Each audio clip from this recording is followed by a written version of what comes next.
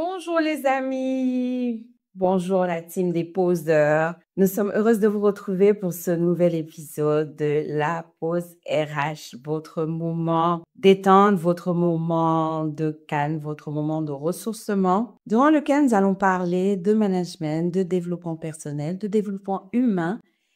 Alors, comme d'habitude, c'est comme vous voulez, un café, un thé, un fruit. On va un peu laisser les bonbons et les chocolats. Donc, un fruit, un légume, comme vous le sentez. Prenez votre temps, détendez-vous et profitez de ce moment.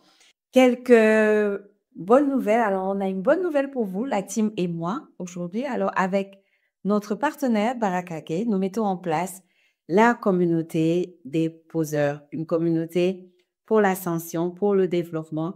Donc, tous ceux qui sont intéressés par le développement de leur carrière, passer à la prochaine étape, changer ou de profession, une reconversion, un projet que vous voulez faire, quel que soit le niveau supérieur auquel vous voulez passer, nous sommes là pour vous apporter du conseil, du coaching, de la formation, tout ce que vous voulez.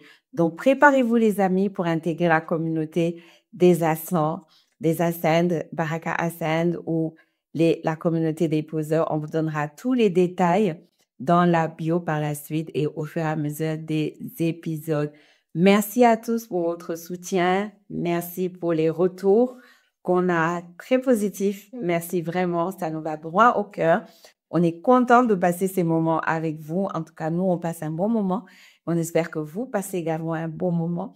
Alors, n'hésitez pas, partagez la vidéo, likez, inscrivez-vous, voilà, abonnez-vous à la chaîne et prenons le temps de parler de l'humain, de parler de management, de parler des choses qui nous font du bien. Bonjour les filles, bonjour Khadi, comment ça va? Science, ça va et toi? Ça va. Oui, Heureuse de te retrouver. moi aussi. On est très content de t'avoir encore une fois. Bonsoir Smina. Sans patience. Comment ça va? Très bien, merci. Bien. Très heureuse d'avoir les filles. Alors, comme vous l'avez vu, aujourd'hui, on est un peu aux couleurs, comme c'est le mois d'octobre. Donc, on est aux couleurs de la période, en tout cas. Et on va partager ensemble sur un sujet particulier et qui est d'actualité. Donc, on va parler précisément certainement du cancer du sein avec les filles, mais en général, on va parler de la maladie. On va parler de la maladie et de comment est-ce que la maladie impacte la performance en entreprise et qu'est-ce qu'on peut faire en entreprise pour pallier à cela. Nous sommes dans un trimestre particulier, donc on a démarré avec septembre en or, qui est dédié au cancer pédiatrique, donc à la sensibilisation sur les cancers pédiatriques. Nous sommes en octobre, c'est Octobre Rose pour la sensibilisation sur le cancer du sein. Et en novembre, nous aurons donc Novembre Bleu, qui sera plus sur la sensibilisation sur les cancers de la prostate. Donc, 3 types de populations, les hommes, les femmes, les enfants, qui sont touchés par spécifiquement cette maladie qui est le cancer, les différents types de cancer qu'on peut avoir, mais par la maladie en général. Et ces 3 types de personnes sont les populations que nous avons à gérer, on va dire, dans une moindre mesure, en tout cas, d'une manière ou d'une autre, que nous avons à gérer en entreprise, que nous retrouvons en entreprise. Nous avons des hommes, nous avons des femmes qui ont des enfants et nous, on doit gérer toutes ces populations en entreprise. Donc, l'idée, ça va être ici aujourd'hui d'échanger à peu près sur la maladie en général, les cancers en particulier, donc particulièrement celui du sein, puisqu'on est en octobre, et comment cela affecte la performance en entreprise. Quelques chiffres qui sont assez alarmants et qui nous touchent.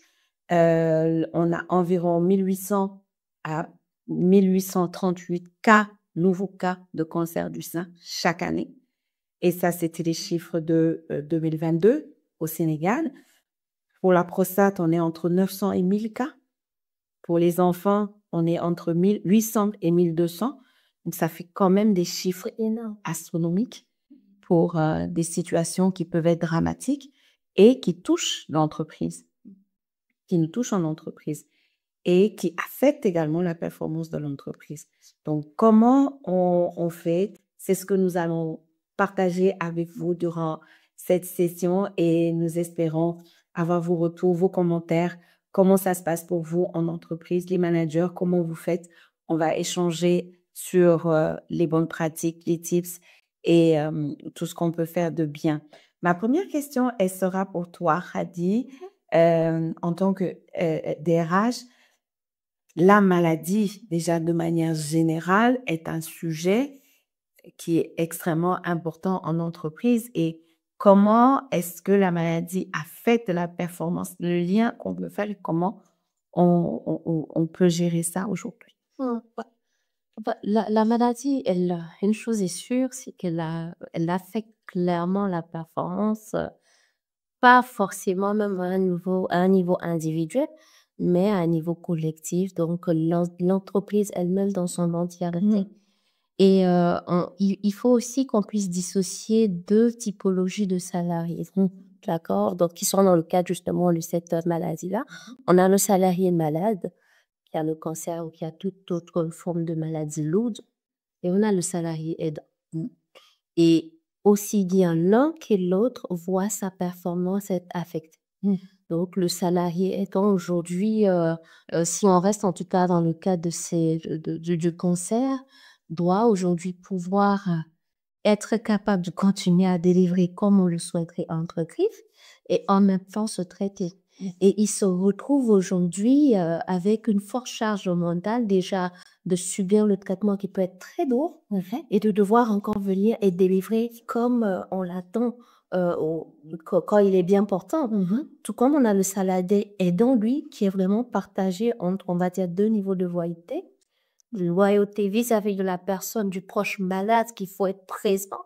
Et en même temps, loyauté vis-à-vis de son employeur et délivrer. Et lui aussi subit peut-être pas un traitement lourd, mais une charge mentale énorme parce qu'il est entre deux feux. Et véritablement, moi, je pense qu'aussi bien pour l'un que pour l'autre, il faut peut-être penser à redéfinir ce qu'on entend par performance et si oui ou non ça impacte la performance. Et j'irais jusqu'à dire que peut-être qu'on devrait se dire, mais finalement, pour un salarié malade, est-ce qu'être performant, ça veut pas dire peut-être être résilient, pouvoir aller faire sa chimio, revenir le lendemain travailler, mais peut-être voir comment est-ce qu'il fait face à tout ça en restant toujours dans un état d'esprit positif. Donc, moi, je pense que c'est sur ces aspects-là qu'il faut évaluer sa performance. Comment est-ce qu'il fait malgré la maladie à venir, à donner peut-être pas au standard qu'on veut. Parce qu'avec cette typologie, on va plus parler de chiffres, mais avec la manière dont il le fait, en étant en accord avec les valeurs de l'entreprise, et nous, on serait là. Et c'est la même chose également pour le salarié aidant. Comment est-ce qu'on s'assure qu'il arrive à délivrer pas comme on l'attendait, mais qu'il fasse l'effort. Parce que c'est ça aussi qui montre un peu ce sentiment d'engagement et cette résilience-là, c'est ça qu'il faut véritablement, on va dire, quantifier en termes de performance. Voilà un peu ce que je peux dire par rapport, en tout cas, au volet performance. Bien évidemment, il y a toute une panoplie d'actions peut-être qu'on va voir un peu plus en détail qui vont tourner autour. En effet, et c'est extrêmement important justement ce que tu disais et que j'aime beaucoup, cette redéfinition de la performance avec une spécification de cette définition par rapport aux attentes qu'on a par rapport aux uns et aux autres, de pouvoir avoir une définition de la performance par rapport qui est spécifique à celui qui est malade, à celui qui est bien portant, à celui qui a un niveau d'études ou moindre ou haut. Donc, avoir cette spécification, en tout cas dans le management qu'on peut avoir. Et là, ça amène vraiment cette question de les accommodations raisonnables, c'est-à-dire qu'est-ce qu'on peut mettre en place pour chacun. Et ça passe par une compréhension de la situation de chacun. C'est-à-dire qu'on a un tout, on a une entité, mais dans cette entité, il y a des individualités, il y a des situations particulières, il y a des personnes qui vivent des choses particulières. Et un point qui m'a beaucoup intéressée, c'est justement cette charge mentale. Et ça me permet de me tourner vers toi, Ousmina, en tant que coach. en développement, comment on accompagne justement, comment on peut accompagner non seulement le salarié, ou en tout cas une personne malade ou aidante, ou en tout cas qui est dans cette situation-là, au niveau de la gestion de cette charge mentale. Déjà, cette personne-là, et après on verra le manager également. Très bien, merci beaucoup, Patience. J'avoue que c'est un sujet très sensible et c'est pas évident d'en parler, mais la personne qui vit cette épreuve et cette maladie elle a d'abord, souvent ce qui leur arrive, c'est qu'ils ont ce sentiment de culpabilité. Ces personnes se disent, elles ne peuvent plus vraiment avoir la performance qu'elles avaient. Elles ne peuvent plus soutenir leur famille. Si c'est une mère de famille, elle peut avoir toute l'énergie qu'elle avait pour ses enfants. Elle perd de l'énergie, elle perd une confiance terrible en elle et surtout l'estime parce que quand la personne se regarde devant le miroir, elle a perdu ses cheveux, Voilà. elle a perdu ses cils, elle a perdu ses sourcils, elle a perdu de l'énergie, elle a perdu des forces, en fait, elle n'a plus le poids qu'elle avait avant. Physiquement, quand elle se regarde tous les matins, elle sent déjà qu'il y a quelque chose en elle qui a disparu. Voilà. Il faut déjà que cette personne accepte cela. Personne ne veut être malade. Personne n'aime la maladie. Mais quand elle arrive, il faut pouvoir l'accepter déjà. C'est pas facile, mais il faut pouvoir l'accepter et se dire dans la tête que toutes les situations dans lesquelles, toutes les épreuves que le bon Dieu nous soumet, c'est parce qu'on peut y surmonter. Il faut avoir un état d'esprit très positif dans sa tête. Se dire qu'on peut le faire, qu'on va y arriver. Ce n'est pas cette maladie qui va faire en sorte qu'on ne pourra plus créer cet environnement positif autour de nous en tant que mère. Il y a des moments que ce ne sera pas évident. On aura justement besoin d'avoir l'environnement, de créer cet environnement autour de nous, de demander de l'aide quand on ne veut plus le faire. Quand on ne peut plus y arriver, on doit accepter aussi de demander de l'aide. Parce que souvent, ce qui arrive à ces personnes qui sont malades, elles se disent « je ne veux pas montrer ma faiblesse ». Et pourtant, il faut accepter que avec la chimio, tous les médicaments qu'on prend, il y a des moments où on ne peut plus rien faire. Et il ne faut pas refuser ou culpabiliser en se disant que non, je ne veux pas fatiguer mon conjoint ou je ne veux pas que mes sœurs souffrent par ma faute. Il ne faut pas culpabiliser parce que ces personnes aussi qui sont autour de nous, elles nous apportent l'amour dont on a besoin pour justement créer cet environnement positif dont on a besoin pour mieux supporter la maladie. Donc, c'est déjà travailler sur son mental, me dire que ce n'est pas parce qu'elle est malade qu'elle ne vaut plus rien. Ce n'est pas parce qu'elle est malade qu'elle est plus belle, qu'elle a perdu quelque chose ou voilà, qu'elle n'est plus la personne qu'elle était. Ce n'est pas la maladie qui a changé ça. Se créer l'environnement qu'il faut, accepter le soutien sans repousser les gens. Parce que parfois, quand on est malade aussi, si on ne l'accepte pas, on repousse les gens qui sont autour de nous et on se dit que c'est la faute aux autres. Le troisième point, c'est aussi leur dire, parce que elles ont ce doute. Cette foi, elles manquent souvent de foi. Elles arrivent à douter de leur propre foi. C'est leur dire que c'est à ces moments précis qu'il faut justement se dire que on a besoin de Dieu. On a besoin de notre foi. C'est normal qu'on doute parce qu'on se dit que pourquoi moi? Pourquoi c'est à moi que je donne cette maladie? Je ne le mérite pas. C'est à ce moment qu'il faut se dire on a besoin de Dieu. Il faut faire en sorte d'accompagner cette personne pour qu'elle retrouve cette foi justement qu'elle a perdue. Ça va lui permettre de justement se dire qu'elle peut lui faire, qu'il y a une puissance plus forte que tout le monde qui est là, qui est présente, qui va la soutenir au-delà de tout. Et que cette personne accepte aussi de fuir. Parce que c'est vrai, on est malade, on perd à l'énergie et tout, mais ce n'est pas une raison pour se dire qu'on ne peut plus vivre, on n'est plus utile. Tout à l'heure, Hadi a dit que ces personnes, quand elles sont dans le cadre du travail, elles se disent qu'il faut de la performance.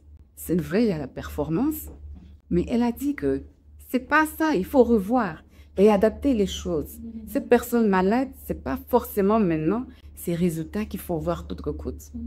L'effort seulement de se réveiller à 6 heures pour aller faire sa chimie, quitter la chimie, venir au Gomo, faire 3-4 heures de travail, c'est déjà beaucoup pour ces personnes. Il faut savoir, pour les RH, il faut, dans l'environnement de travail, il faut savoir valoriser ces petits accomplissements. Même si ce n'est plus de grands accomplissements comme avant, mais c'est déjà pour ces personnes. C'est ce que je... En effet. Et justement, vraiment deux choses que je retiens, c'est premièrement la foi, à quoi se raccrocher. Et la deuxième chose, c'est l'environnement. C'est un environnement positif et l'un des environnements les plus importants dans lesquels ces personnes évoluent, c'est l'environnement de travail. Et c'est là où ça va être, comme tu dis, extrêmement important de mettre en place ce qu'il faut pour pouvoir permettre aux personnes malades de vivre, de continuer de vivre leur vie professionnelle dans un environnement paisible, dans un environnement stimulant, dans un environnement de bien-être. Mais avant ça, déjà, pour que l'environnement puisse être mis en place, il faut être au courant. Parce qu'il y a des paradoxes. Voilà. Donc, il faut être au courant de la situation, sachant que la maladie est d'ordre privé, donc le salarié n'est pas obligé d'en parler. Ma question pour toi, Khady, serait de savoir comment est-ce qu'on crée cette safe zone? Comment est-ce qu'on crée en entreprise cet environnement de confiance et surtout au niveau RH, cet environnement de confiance dans lequel le salarié se sent en sécurité pour parler de ces choses? Comment il fait pour savoir qu'il peut aller s'ouvrir à son RH et partager ça? Tout va vraiment descendre de la place que le bien-être et la santé, et même la santé mentale, occupent dans la culture de l'entreprise. On remarque, et généralement, la plupart des entreprises font, on attend souvent le fameux trimestre patience à Paris pour faire des actions. Et alors que la maladie elle peut intervenir dans n'importe quel mois de l'année. Et si aujourd'hui les entreprises s'accordent de dire que, OK, tout ce qui touche la santé mentale, le bien-être, on va établir une procédure, une politique très claire qui va être même embarquée dans la stratégie de l'organisation. Déjà, on fait un grand pas. On sait qu'aujourd'hui, le salarié qui rejoint l'entreprise, c'est qu'il est dans une entreprise qui est orientée sur tout ce qui est politique de bien-être, de prise en charge en termes de santé mentale, en termes de santé vis-à-vis des maladies lourdes. Et il n'y a pas 1000 recettes, il y en a que 2. Pour créer cette safe zone-là, première chose, c'est de beaucoup sensibiliser. Déjà, une sensibilisation à l'échelle même de l'organisation elle-même et une sensibilisation beaucoup plus approfondie pour aider. On va même pas dire sensibiliser, même former les managers à pouvoir détecter des signaux faibles. Parce que oui, une personne qui est très très malade, qui suit une chimio, si on est un peu observateur, ça se sent qu'il y a un problème. Mais on n'attend pas d'arriver là-bas pour que cette safe zone-là elle existe. C'est de pouvoir détecter des signaux faibles tels que une fatigue constante, de l'irritabilité, la personne se sent isolée, ça peut être le symptôme, ça peut être d'autres types de maladies fortes. Et donc, les managers ont encore là un grand rôle à jouer. Comment est-ce qu'ils détectent de manière subtile ce qui ne va pas chez le collaborateur? Et maintenant, l'emmener à pouvoir en reparler. Effectivement, tu as raison, Patience. Un collaborateur qui ne peut pas parler de sa maladie, rien ne l'y oblige. Mais s'il sent que il a une écoute attentive, il y a aujourd'hui un dispositif existant dans l'entité où il est, il peut se dire que peut-être que je gagnerai à en parler. Donc, premier levier déjà, c'est sensibiliser. Une sensibilisation à échelle globale, une formation des managers, mettre en place, on va dire aujourd'hui, même des mini-podcasts en entreprise, hein, ça existe maintenant, pour parler de maladies. Aujourd'hui, on va parler de cancer, demain, on va parler de diabète, de tension, de charge mentale, de santé mentale, et ainsi de suite, et le faire vraiment de manière répétitive. Et mettre en place des politiques de bien-être. On sait qu'aujourd'hui, on accompagne, par exemple, les collaborateurs sur des formations en nutrition. On n'attend pas forcément le mois où il faut bien manger pour en parler, par exemple. Mais voilà, le simple fait de dire qu'on mange 5 fruits et légumes par jour, en parler, faire affiche, faire passer dans des bornes et ainsi de suite. Il y a beaucoup de choses à mettre en place. Et ensuite, maintenant, on l'a sensibilisé, on en a parlé, il faut soutenir. Et c'est là où c'est très, très difficile. Parce que beaucoup d'entreprises pensent qu'il faut avoir la malle financière pour pouvoir soutenir. Alors que non, on a l'exemple de Sanofi qui en 2017 s'est dit qu'ils vont lancer le programme Cancer des travail, Agir ensemble.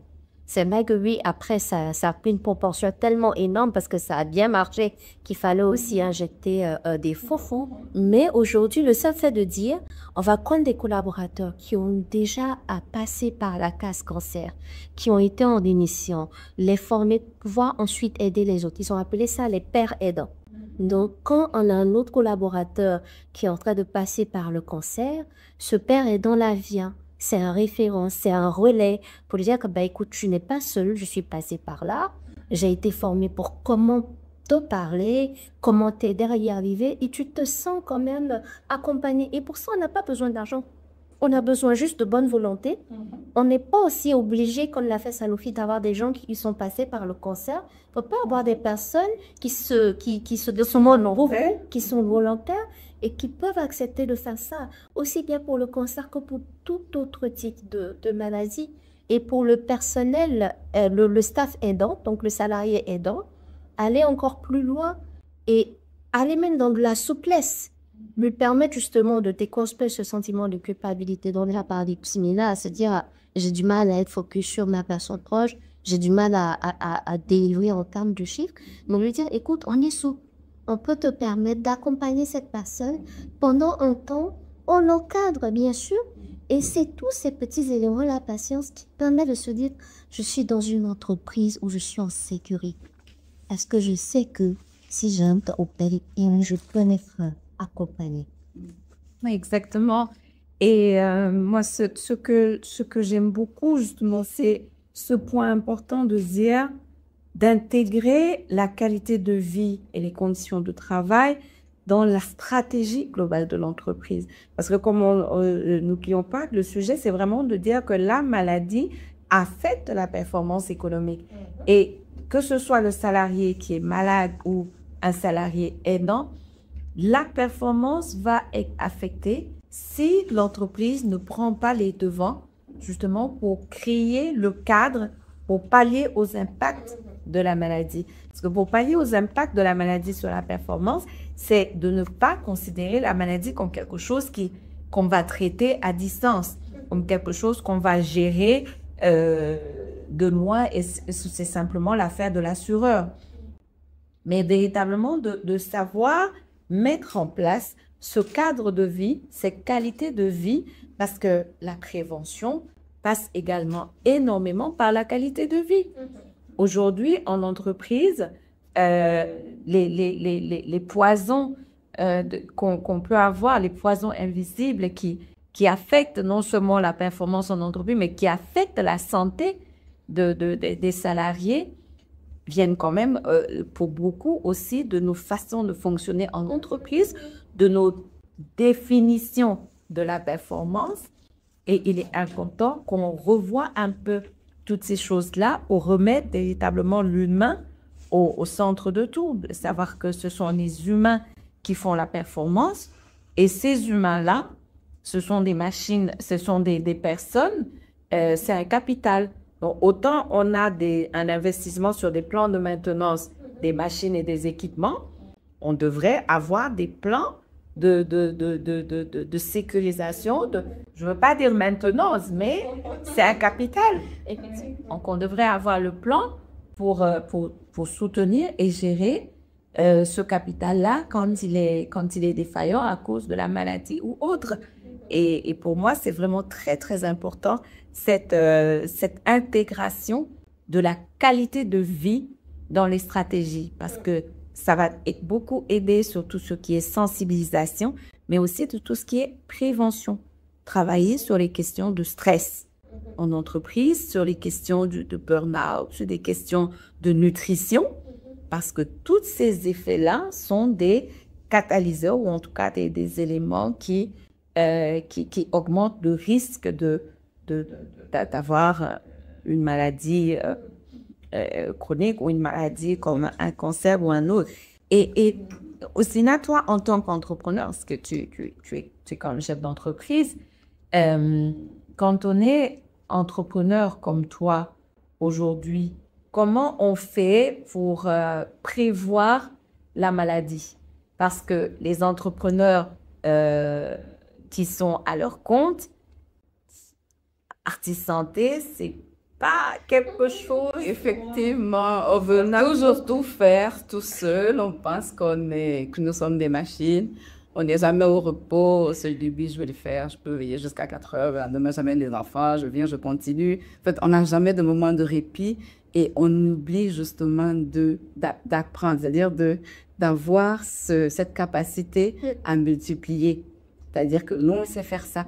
Comment on va faire pour apprendre à nos équipes à faire? C'est important de savoir, d'avoir les compétences qu'il faut, mais c'est encore très important de pouvoir apprendre aux autres ce qu'on sait faire. Et bien leur apprendre. C'est-à-dire qu'aujourd'hui, on a beaucoup de leaders qui font des suiveurs au lieu que ce soit des leaders qui font des leaders. En entreprise, surtout quand on est entrepreneur, on a tout le temps peur de déléguer et que les choses se passent mal. Parce que déjà au début, on n'a pas un gros chiffre d'affaires ou bien on n'a que 2 gros clients. On n'a pas envie de les perdre et on est focus sur. Du coup, on est vraiment très stressé. On ne délègue pas et on est dans le burn-out. Il nous arrive d'être dans un burn-out. Et quand ça nous arrive malheureusement, on est tout le temps à la culpabilité. On est malade, on a un stress en plus. On est malade. Qui va assurer la suite? Comment je vais faire? C'est pour ça, comme tu dis, il faut prévenir tout ça. Nous sommes humains, comme vous l'avez dit. On va tomber malade, il va nous arriver quelque chose. On a souvent des empêchements, mais c'est très important de pouvoir apprendre à nos équipes, c'est-à-dire déléguer des tâches. En plus de la délégation, s'assurer que nos équipes, ils ont les compétences. Elles ont les compétences qu'il faut pour vraiment assurer. Les former autant que possible. Les amener dans nos formations, dans les séminaires, dans tout ce qu'on fait, pour que eux aussi puissent vraiment assurer le relais. Ça fait qu'on a moins de charges de travail. On peut déléguer, on est tranquille dans la tête. On a plus peur d'avoir un chiffre d'affaires qui chute du jour au lendemain parce qu'on a appris à faire les choses. Et c'est très important. Je pense que ça aidera vraiment beaucoup aux entrepreneurs à réduire leur stress, à vraiment lâcher prise, ne pas toujours tout prendre sur eux. Il y va même de leur santé. Parce que quand on est tout le temps en mode stress, on veut toujours tout faire seul, on est tout le temps en manque de temps, on n'a de temps pour personne, ni pour la famille, ni pour nous-mêmes. On laisse tout tomber et après, plus rien ne va. Je pense que c'est important de justement travailler sur tout ça. Et comme vous étiez en train de dire tout à l'heure dans l'entreprise, je sais pas, le bien-être, il est d'abord personnel. Il est personnel. C'est quand on se sent bien, on s'aime soi-même qu'on peut apporter de l'amour autour de soi. Et aussi le point que Radia a soulevé où elle disait qu'il faut que le malade, bien la personne accepte d'en parler en entreprise et en parler au RH. C'est pas facile. La maladie aujourd'hui, c'est un tabou pour tout le monde, quelle que soit la maladie. Dès que la personne a une toute petite maladie, elle a tendance à se cacher. Parce qu'elle se dit, elle ne sera pas écoutée, ou bien les autres ne vont pas bien, vont avoir une attitude différente par rapport à elle. Et souvent, quand on veut bien faire, on en fait trop. Et la personne se sent encore plus frustrée. parce qu'elle sent qu'elle a cette incapacité justement à avoir la performance nécessaire d'avoir un résultat, le résultat qu'elle avait ou qu'il avait. Et c'est justement, il faut avoir aussi en tant que RH un peu l'équilibre entre être bienveillant, ne pas trop en faire non plus, pour éviter de frustrer les autres aussi qui sont là, avant le juste milieu. Oui, exactement, le juste milieu, ne pas être toujours évident, justement, parce que... Et je crois que c'est très, très pertinent ce que tu dis, ne pas trop en faire. Parce que, en effet, des fois, on tombe dans ce travers de la pitié, et c'est vraiment pas de ça dont il est question ici. Quand on parle de soutenir, il s'agit pas de dire d'avoir pitié, de donner l'impression à la personne que, voilà, vraiment, on a vraiment pitié de toi et tu ne donnes plus ce qu'il faut, mais c'est vraiment de mettre en place un environnement où la personne se sent valorisée et qu'elle sent que sa situation est comprise, que sa situation est intégrée dans le fonctionnement de l'entreprise aujourd'hui et qu'elle a toujours sa place et la totalité de sa place, une place particulière, mais sa place et avec des ajustements. Donc, pour nous, Khady, ma question vraiment, c'est de rentrer maintenant dans le détail, c'est les actions. Qu'est-ce qu'on peut mettre en place et comment est-ce que les nouveaux modes de fonctionnement peuvent nous aider? Parce que il y a aujourd'hui le télétravail qu'on peut mettre en place. Il y a aujourd'hui les outils d'intelligence artificielle. Donc, comment mettre en place? Quelles sont les idées qu'on peut donner à nos amis poseurs? Les idées qu'on peut avoir déjà pour la sensibilisation au quotidien. Tu as déjà donné quelques idées qui sont super intéressantes. Moi, j'ai été beaucoup aimée. Mais tout ce qui est sensibilisation, tout ce qui est gestion de la maladie, du malade, si c'est le salarié malade ou le salarié aidant, quelles sont les actions qui peuvent être mises en place pour accompagner et permettre de passer cette période? Une action concrète que nous, on fait, par exemple, dans l'entreprise où je travaille, c'est qu'il y a cette obligation-là légale d'effectuer une visite annuelle médicale à l'endroit des collaborateurs. On se dit, on peut pas juste dire, on fait la radio, le docteur vient faire sa consultation, ils seront morts. On s'est dit, on va plus loin. Par exemple, chez nous, on inscrit dans cette visite médicale annuelle, là, la possibilité de se faire dépister, pas fort, du cancer du col de l'utérus, du sein et de la prostate. Ça, c'est, et ça n'a rien à voir avec les actions liées à Octocruz. On fait systématiquement, donc chaque année. Et donc ça, c'est quand même un point très important. Et on s'est dit, OK, peut-être que pendant l'année ou la date qui a été redonnée pour la visite médicale, tout le monde ne peut pas se faire dépister. On travaille avec notre assureur qui même nous permet aujourd'hui de pouvoir recouvrir tout ce qui est lié au dépistage du sein, par exemple. C'est compris dans notre assurance maladie. Et ça, je veux dire, chaque entreprise doit pouvoir se battre pour offrir en tout cas ce choix-là aux collaborateurs. Donc ça, voici des actions concrètes qu'on fait. Et ici, on veut continuer dans cette sensibilisation-là. Comme je disais tantôt, vraiment la formation. On a beaucoup d'experts disponibles pour venir en parler, pour venir aider, faire des séances chaque trimestre où ils viennent, ils en parlent. Parce que la répétition, déjà, elle est pédagogique. Et je me rends compte qu'à chaque fois que, par exemple, un expert vient parler de cancer, tout le monde est tellement théorisé que tout le monde a envie d'aller faire une nature. Et donc, plus on le fait fréquemment, plus on est alerte par rapport au fait de se faire dépister. Donc, moi, je pense qu'en termes de sensibilisation, véritablement, ce qu'il faut faire, il faut demander aux gens d'aller se faire dépister.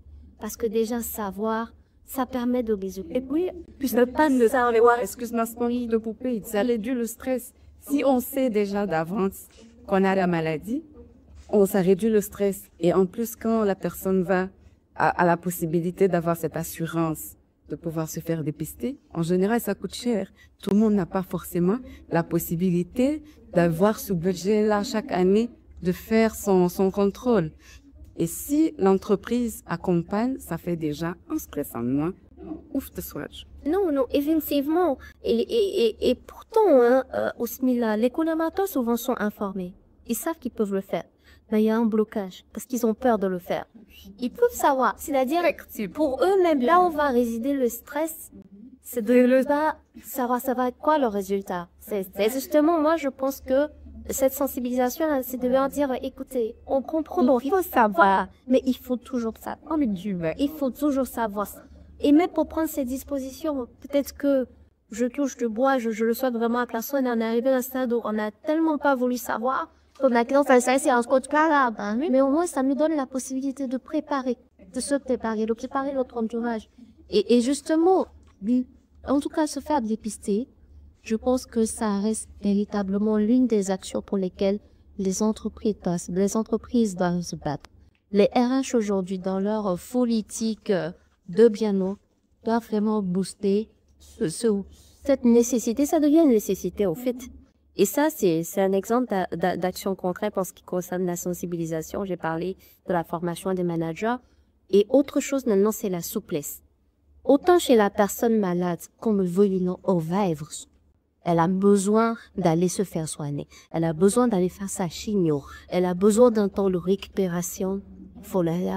Là où parfois on pêche un peu, c'est par rapport au salarié aidant, qui lui n'est pas malade, mais qui a véritablement besoin, ou sinon on soit souple pour lui permettre d'y arriver. Et donc lui, il y a le télétravail.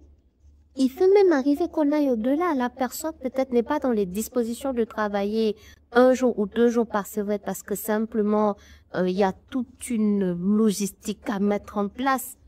Il faut pouvoir encadrer ça parce qu'à la fin de la journée, et ça il faut vraiment qu'on puisse le déconstruire, hein. Une entreprise performante n'est pas performante que par les chiffres. Et je pense qu'à chaque épisode, une manière pour vous rebondir sur ça. Les chiffres que l'argent, ça répète de quantifier. C'est ça, les chiffres ne sont pas le seul moyen de pouvoir déterminer le niveau de performance d'un collaborateur, d'une entreprise. On parle beaucoup de qualité de vie et conditions de travail. Aujourd'hui, c'est devenu le terme qui véritablement définit si une entreprise va être synthé. Ceux qui sont orientés sur le bien-être aujourd'hui sont les entreprises qui vont survivre demain. Parce que notre rapport au travail, il a changé. On vient plus travailler pour pouvoir mettre de la viande dans la marmite, comme je dis. On vient travailler pour pouvoir nous découvrir, nous accomplir, nous procurer du bonheur. Et si on travaille dans une entité, on sent qu'on est en sécurité. Parce que oui, on sait que notre santé mentale est prise en compte. On nous donne la possibilité de prendre part des initiatives de bien-être. On sait que quand il y a un problème, on est accompagné, on est soutenu, mais il n'y a pas de raison d'aller chercher ailleurs. Parce que l'entreprise coche toutes les cases qui nous correspondent. En plus, maintenant, d'autres éléments tels que les malheurs et tout ça, où on doit être adigné. Et ça fait que, on déjà commence à devenir trépidant. Ça développe notre sentiment d'appartenance. Donc, si on se dit que l'entreprise où je suis tellement engagée, je l'aime tellement fort que je veux qu'elle brille, je vais mettre en place des actions pour qu'elle brille. J'aurais pas besoin d'avoir d'un manager qui soit derrière moi pour follow-up, pour délivrer. Parce que je me sens fait partie d'une famille et il faut qu'on délivre.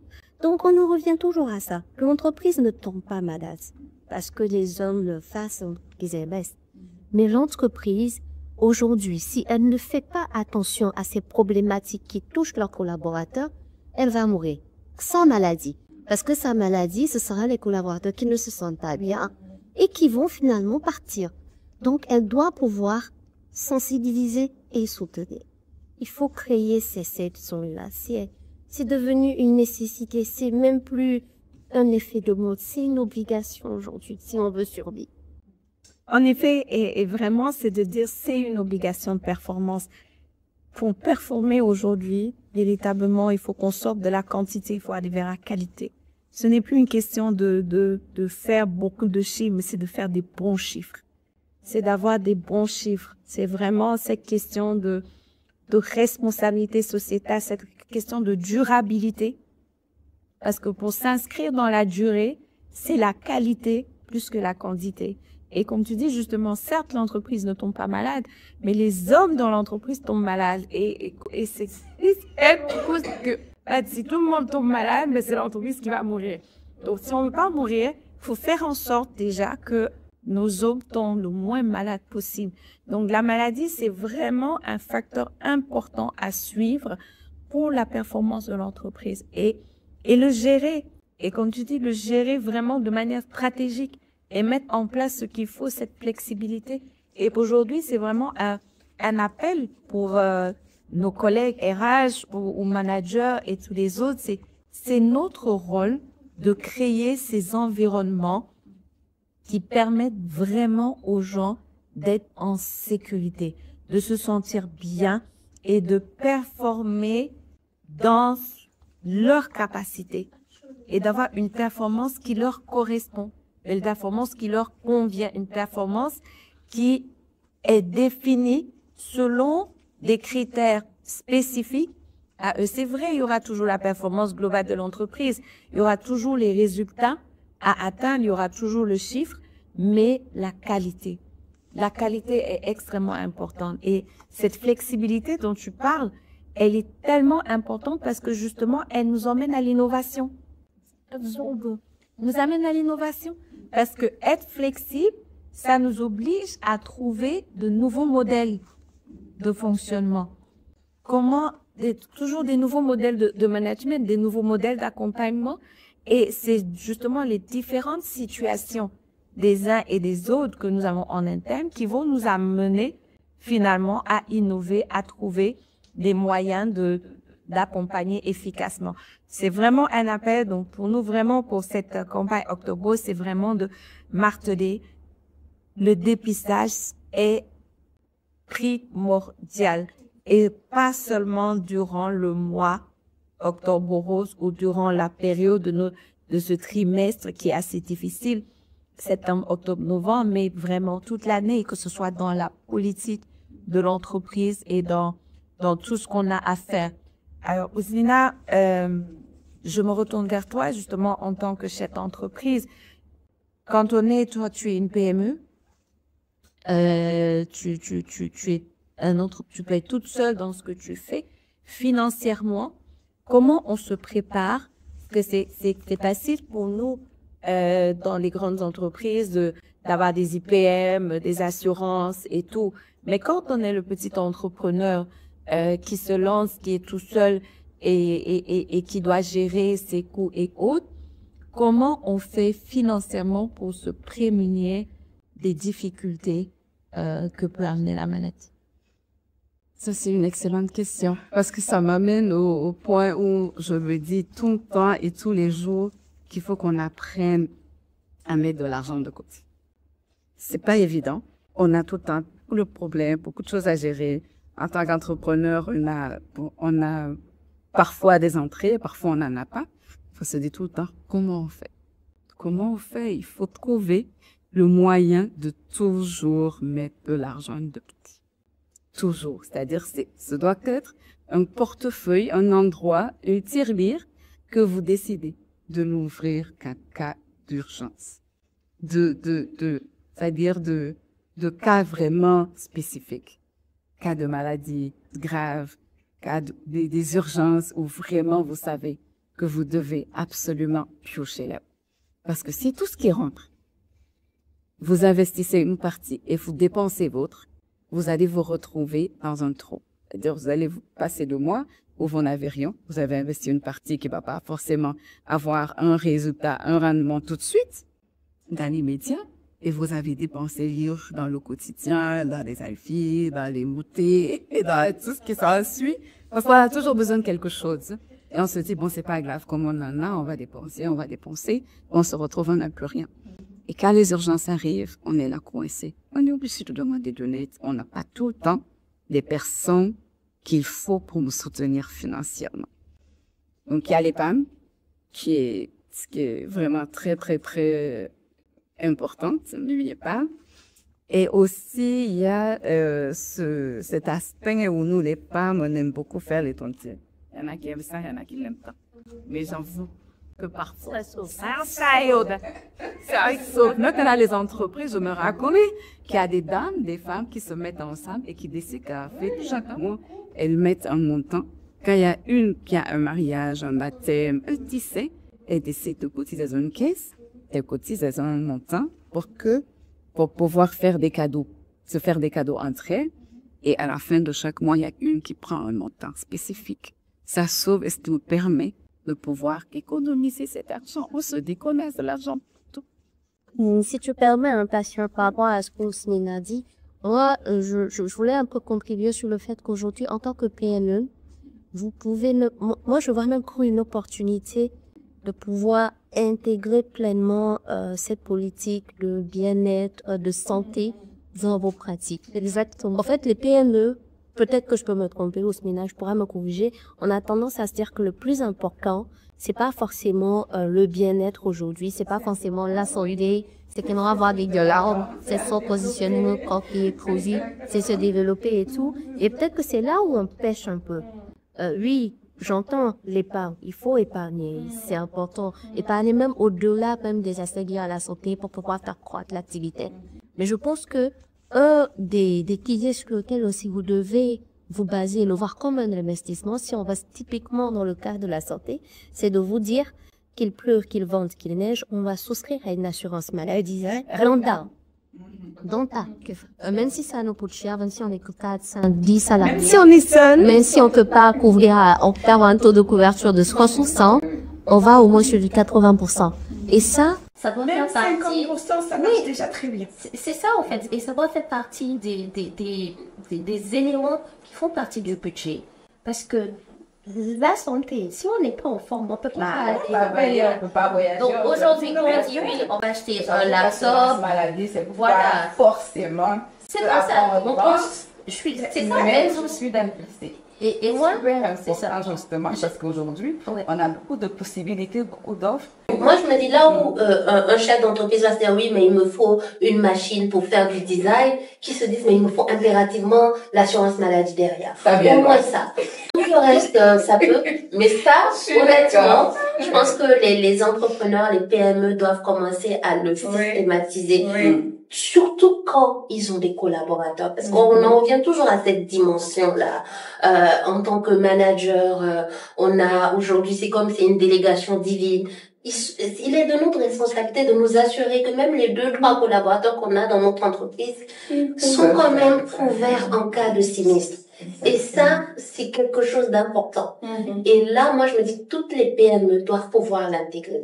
Et c'est ça qui va commencer à bâtir justement votre culture même de bien-être. Parce que pour vous, c'est extrêmement important.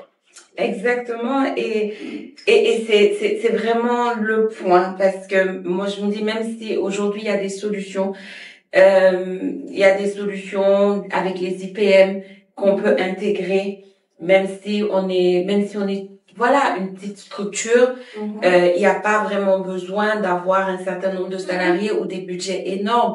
Et c'est ces cultures du bien-être qu'il faut commencer à intégrer tant qu'on est petit. Et là, parce que l'impact, il est vraiment important sur les PME. Quand on est petit, quand on a une taille humaine et qu'on a la maladie qui s'insère dans notre organisation, la performance mais vraiment, elle prend un grand coup, parce que très souvent, soi-même, on est HS et on fait tout. Et donc, dès qu'on n'est plus disponible, il y a plus de travail, il y a plus de chiffres, d'accord? Donc, moi, je l'ai vécu. J'ai un ami qui, à son compte, il est tombé malade, fait un accident, 3 mois sans travailler.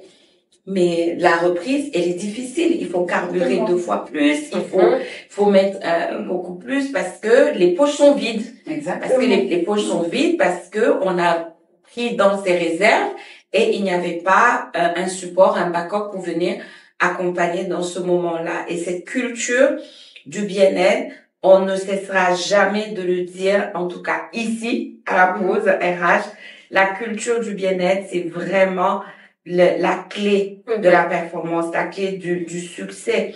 Parce que, comme on l'a dit les filles, la qualité prime sur la quantité. C'est vraiment ça. On va arriver au terme de notre échange. Donc, je vais demander vos derniers mots, vos mots de la fin sur ce sujet. Moi, je reviens toujours à dépister. Dépistez-vous. C'est primordial de savoir pour pouvoir corriger. Et à toutes ces personnes-là qui traversent, en tout cas, des moments très difficiles, vraiment, on est de tout cœur avec vous. Et dites-vous que le tunnel, vous allez arriver au bout du tunnel. C'est une épreuve. Peut-être que c'est ce que vous devez vivre. Vous devez passer par là. Et dans la maladie, dans la faiblesse, dans les épreuves, on apprend toujours quelque chose.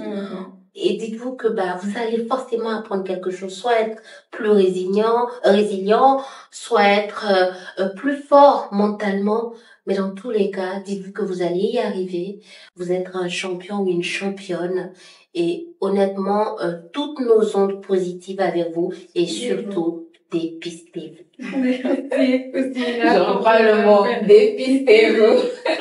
Dépistez-vous, c'est très important. Et aussi, comme elle l'a dit, toutes les personnes qui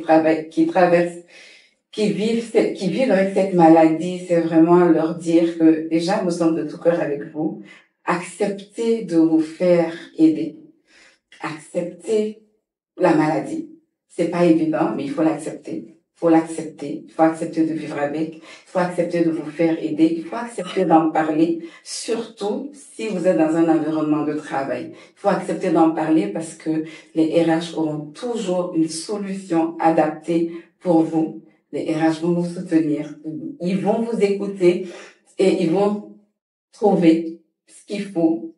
Ils vont vraiment vous aider à réaménager vos horaires et